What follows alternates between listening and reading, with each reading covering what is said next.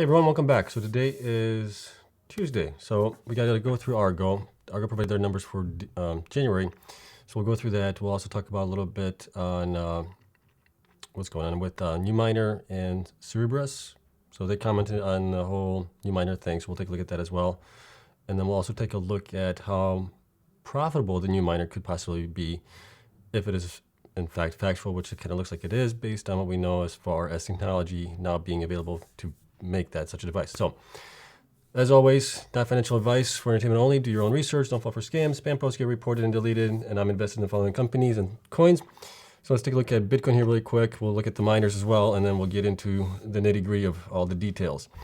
So Bitcoin's at 44,238. We obviously peaked today, roughly at around 45,119. We obviously went above our resistance here at 44,750.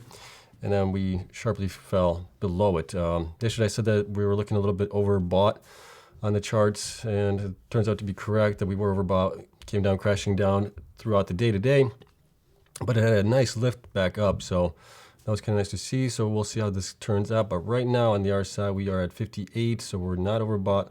Last time we were around this price range was around here on February 7th, and we were at right around 42,000, and now we're obviously 44,000, so a nice leg up in the same RSI channel.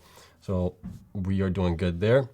Ethereum is also up today, followed kind of suit with Bitcoin, went all the way up to 3,234, and then obviously came back down and had a nice spike here in the last couple of hours, and we are at 3,130 right now. So it basically took a little breather and to make room for another leg up, possibly. So this is all looking really good. On the miners now, let's take a look at Argo. So we're going to talk about Argo's mining production update for January. It's actually pretty unimpressive, but we'll talk about that. So they are at 107. Looks like they were flat today. Bitfarms was up 0.289% to 427. CleanSpark was up 6.21 to 752. I think CleanSpark is reporting their quarterly reports tomorrow, so we'll take a look at that tomorrow. Cores was up 1.97% to 1088. DigiHost was up 0.47 to 429. DMG was up 1.76 to 50 cents. Hive was up 0.48 to 209. Hut8 was up 2.37% to 735. Iran I think also is reporting their quarterly reports tomorrow. I might be wrong on that one, but I think they are. They were down 6.51%, so 1436. Marathon was up 2.95% to 2633, and Boston was down 2.36 to 580, and Riot was up 3.33% to 1829. So we'll have to see here. I think Iran, let me see, Risk Energies, yeah, February 9th, so they got the results tomorrow, and I believe CleanSpark as well is planning on doing their quarterly results as well. You can see it here right now, but I think that's when they're providing them. So we'll look at the numbers tomorrow on those guys. So let's take a look at Argo, see how they did for the month of January. And not a lot of data in the press release. They didn't provide their hash rate, which I wish they would have, but they didn't. So here's the details. So during the month of January, Argo mined 172 Bitcoin or Bitcoin equivalent compared to 214 BTC in December 2021. This reduction during January is primarily due to increase in network difficulty. We'll take a look at that, but this does not make sense to me. I'll explain why. And the mining revenue in January amounted to $7.1 million US. Let me see here. At the end of January, the company owned 2,748 Bitcoin, of which 262 were BTC equivalents. Not sure what that is from. Let's see if there's anything else here. They got their, obviously, margins here, their financial statements a little bit. And that is it. Okay. So they are saying, let's take a look at my numbers here that I have for them. So they reported 172 Bitcoin mined for the month of January, which is a decrease of 42. And I'm trying to think now because they said Bitcoin equivalents. Let me see here. Compared to 214 BTC in December, this reduction, yeah, or Bitcoin equivalents. So 172. Okay, so we do have this correct. So 172. That's a decrease of 42 Bitcoin from December, and basically a 19.5% 30% drop month over month, which is a pretty big drop there. So it looks like also, if we go back to here, Argo provided via Twitter tweet that they had obviously their margins were 73%, 7.1 million in revenue, 1.6. Here's their current exahash. So they provided it in here, they didn't provide it in the press release. And then their current holdings and how much they actually mined. So 1.6. So they stayed flat pretty much through January. They didn't install any new miners. And the thing to get them to 7.1 million based on the information that we do have, I had to basically reduce the amount of days that they were running to approximately 23 days. So it almost seems like they were shut down for 8 days, if my math is correct here. So bear in mind that this could be inaccurate, but this is the only way I could get them down to 7.1 million in revenue based on the Bitcoin price at the end of the month. That was 38,491 for January. So if that worked out, they would have had to shut down, obviously. Otherwise, this number would have been closer to almost, I think it was like 8 or 9 million if they were running full 31 days in January. And they also said that the decrease in mining was based on network difficulty. So let's take a look at that. So here is the network. So here's the total hash rate for Bitcoin. In January, it was, when we started out the month, or at the end of December 31, it was basically 207 million. At the end of January, we had, let me see here, February 1st, we were at 203. So not a very large increase in the hash rate. We were basically flat for the month. We did have some spikes here to 216 million, but overall flat for the month if you look at it on average. The other part was, they said, difficulty. So difficulty also only increased from the beginning of January, which was 24. So this is 24 T, I'm guessing terahash, to at the end of the month to approximately 26. That's only an 8% increase. How do you explain an 8% increase and you get a 20% decrease in the amount that you're making? That math just doesn't make sense to me. And obviously the only way to get that to work out is they obviously had to shut down for a number of days, whether it's the cold weather or for whatever reason, they had to shut down operations for a number of days to get down to this number here. So that's kind of what I'm thinking happened here. We do know that they have still 850 miners that need to be installed. Whether those are in transit, we don't know. They didn't provide that information. And then obviously in Q2 and Q3, they're saying they're going to get 20,000 miners. So if we're looking over 6 months, you're looking at roughly 3,000 miners a month or so being installed on that. A little bit over 3,000 miners. So that matches up with what they reported along with the hash rate, 1.65. So that was the same at the end of December. And then if we look at the numbers here, so obviously stock price is $1.07, market cap is 355 million. We do have them at current hash rate of 1.6, so that's basically 43% installed base. Number of miners 26,050. Average hash per miner 61 terahash, which is low because they are still using these older miners here that were the 37 and the 65 terahash, or 38 terahash and the 65 terahash miners. Their Bitcoin hodl is obviously 2,748. So Bitcoin value based on today's price of 44,000, I think I'm using 250, is 121 million. Hodl value is basically the market cap is 34% of that. And each share basically has 37 cents of hodl value in the market cap. And if we look at their, this should be changed to Argo. I haven't updated it yet. Argo. So market cap minus hodl, you're looking at 233 million. ASIC value, I'm guessing this might be a little high for them because of the older miners that they do have. I'm going with 7,000 on average. This is 182 million. It's probably closer to maybe 100 million or so, 120. And then, so the remaining is 51 million. That is based on their hash rate. So price to earnings future versus future earnings, you're looking at 44.44 multiple based on their potential future earnings here. Just if everything stayed the same, Bitcoin price stayed the same, hash rate stayed the same, everything else. This is what they would end up possibly mining towards the end of the year. Obviously, they're going to increase that a little bit to a total of 3.6 or closer to 4 exahash by the end of the year. We'll see if they announce anything that's new coming online, but obviously not a, I don't want to say disappointing. Well, it is kind of disappointing. Obviously, I thought they were going to be adding more miners in January. They didn't. Obviously, they stayed pretty much flat, and they also looks like had to shut down for a number of days to get to the 7.1 million revenue. Based on that, yes, hash rate difficulty increased a little bit, but it doesn't account for all of the reasons why. And I think they also provided here in their tweets further down that, yeah, so they tweeted, great to see fellow miners voluntarily shutting down in Texas. BTC mining offers flexible load. So I think they also did the same thing here.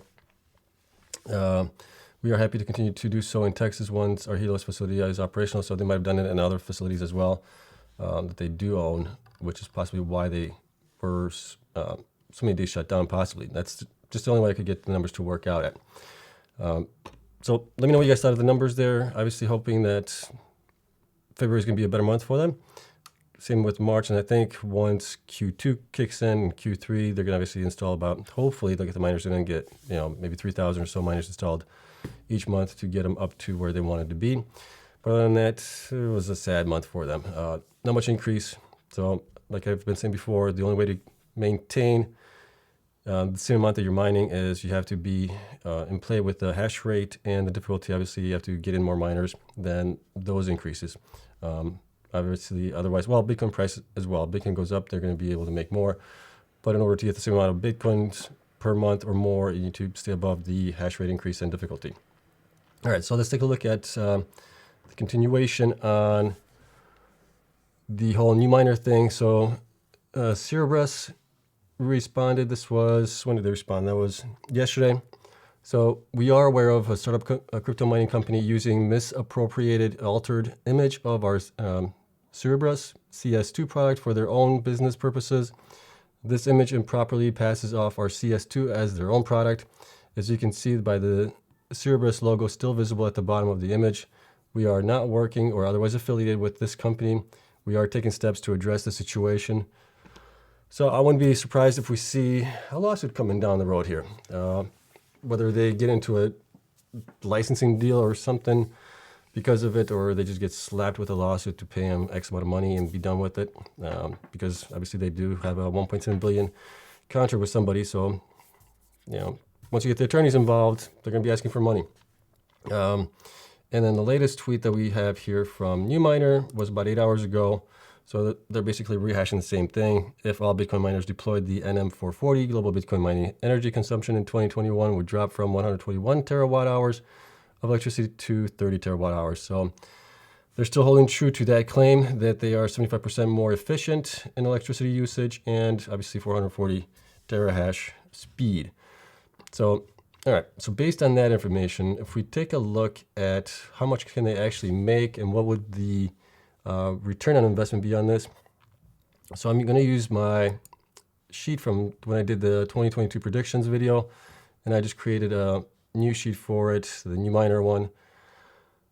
And there's some assumptions here that I took into place that Bitcoin goes up. Basically, what did I say? It'll go up 7% a month over the next 12 months. We'll be at 87,000 by the end of the year.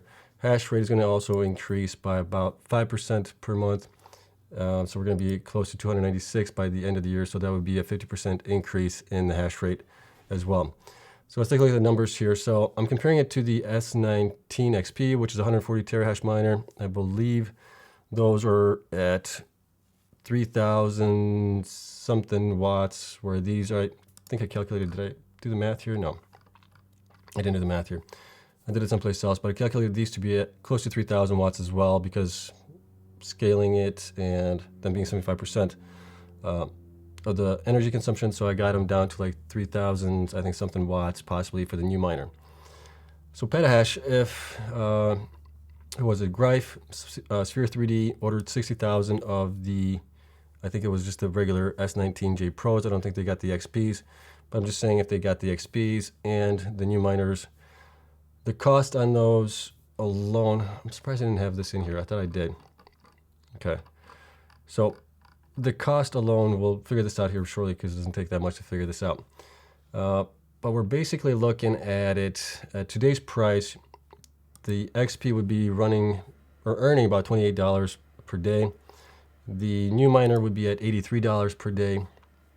So if we ran it for a month of 30 days, you would be basically at 50 million right now, and you would be at 158 million for the new miner. So obviously big difference there. The big difference also is obviously in electricity draw, so you're saving a lot more in electricity.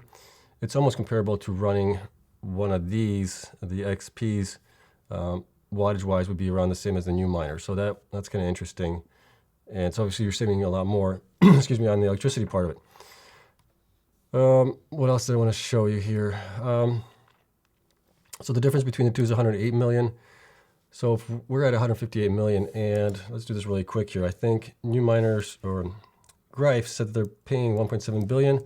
So we got 1.7 billion for the machines that they paid. And if they're making basically 158 million per month, so equals this. So then if we divide that equals this divided by the monthly, if they just stayed flat, obviously you're looking at approximately 10 months or so, 10, 11 months to recoup on your investment. Now on the ant miners are about 11, so let me see here. Those are about 11,000, I think. Let's do the math here really quick. So 60,000, oh, control Z.